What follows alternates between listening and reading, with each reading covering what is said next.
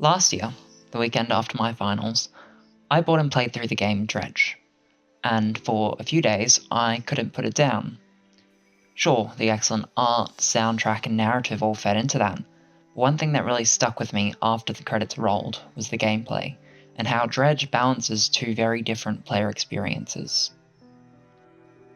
On the surface, Dredge is a simple fishing game. You set out to sea, you fish, you sell your catch, and you upgrade your ship.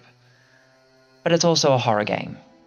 According to one of the designers of Dredge, Joel Mason, the whole point of Dredge is to create a game that can shift from peaceful to terrifying in minutes.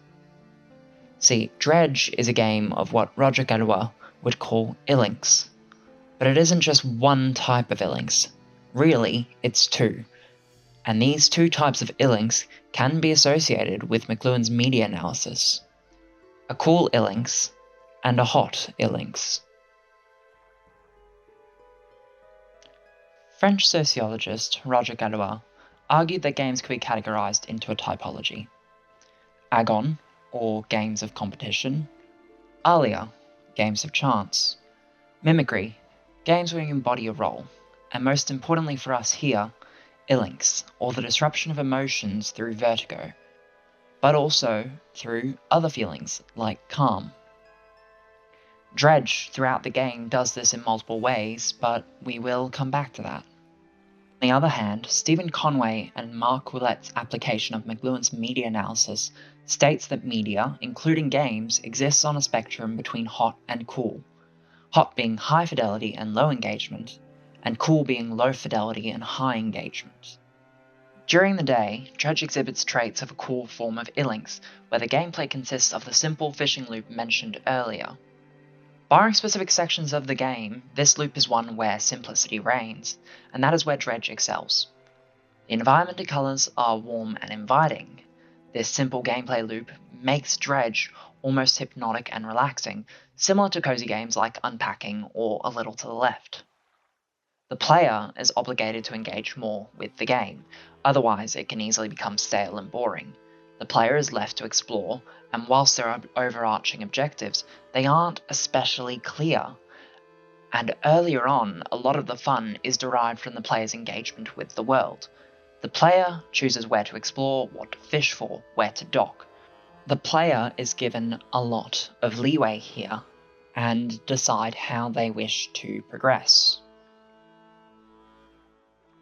The fishing minigames are also a form of cool design requiring player engagement, but also being designed in a way as to where the player does not need to interact with the fishing mechanics. Simply engaging with the fishing mechanics is what makes fishing time optimal. The inventory system of Dredge is designed similar to puzzle games. Players are incentivized to try and store as many fish as possible within their inventory, while not compromising ship tools like trawl nets, rods, lights, and engines. Each fish has a different shape, so the player may approach fishing in a way that maximizes profit from each trip out. Most players will try to approach this game similar to a puzzle and organization game at first. The player derives a form of cool Ilinx from the game.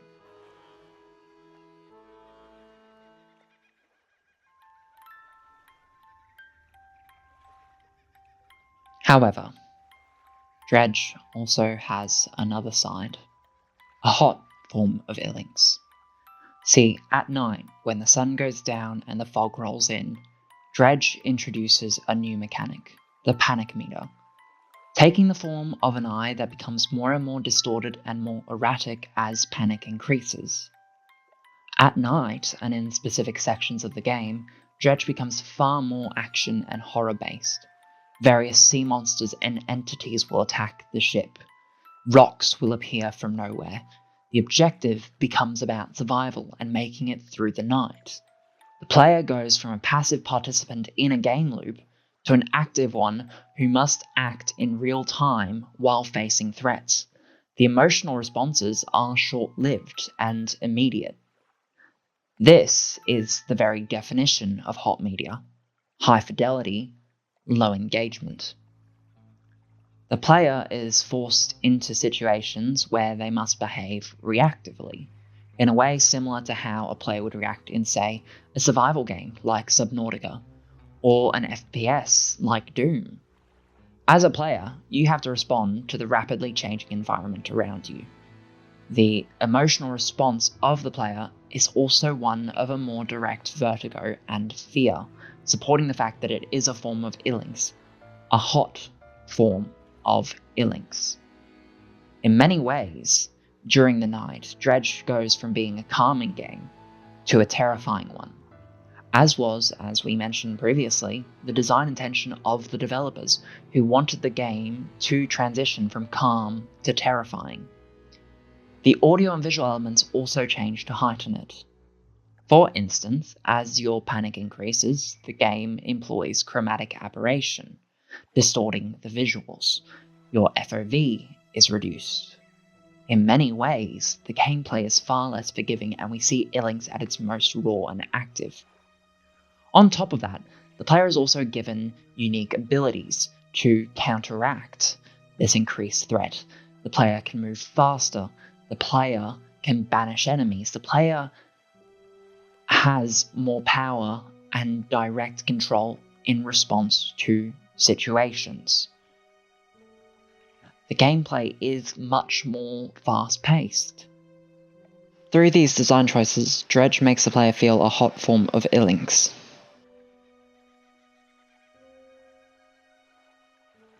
One interesting thing, though, is that it's the player who ultimately controls the heat of the game, or at least has an illusion of control. You can, theoretically, play Dredge in a way that avoids a lot of the horror elements. You can sleep through the night, you can start in safer areas, but the game is designed in such a way that as a player, you will likely decide to turn up the heat, whether through boredom or through curiosity. You'll eventually get comfortable with fishing and adventuring at night, seeking out a greater thrill. Dredge during the day ends up being ultimately aimless, as McAllister and Ruggles would put it. This aimlessness is what ends up creating an illusion of choice. Through boredom, the player will take greater risks and will seek greater thrills, therefore adventuring out at night and into dangerous areas. The player has a direct involvement, though, in the direction the game takes you in. The ludic experience is left to the player to decide ultimately. The player is the one who regulates how hot or how cold the game is, while being guided by the design to slowly turn up the heat. Dredge isn't innately peaceful or terrifying. It's the player who will decide how and when they engage with the world of Dredge. In many ways, the experience is kind of like a roller coaster, with high peaks and then softer sections where the player is allowed to take it all in. These softer sections aren't just breaks. They actually serve to heighten the fear that follows. It gives the player time to process what they've just experienced, and gives them time to anticipate what comes next. The game builds that tension back naturally, making the next moment of fear far more impactful. See, without these quiet moments, the audience would become numb to the fear, and the emotional peaks would lose their power. See, Dredge is a game that balances these two forms of Ilinx masterfully.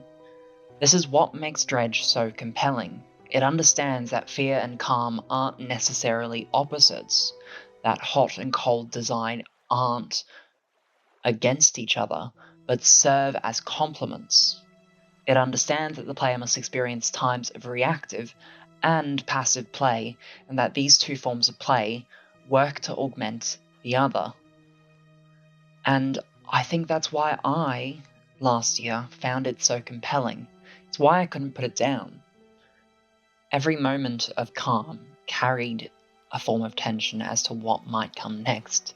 I had to see what would come next. I had to play through one more night, and then one more day. It wasn't just playing for the upgrades or the story. I kept going because I was pulled between curiosity and dread, relaxation and anxiety. Dredge's ability to let the player regulate their own experience while pushing them deeper into danger and pushing them between hot and cool design creates a form of momentum as you're playing it. How I felt playing Dredge and the experiences that Dredge provides are what made the game, for me, unforgettable.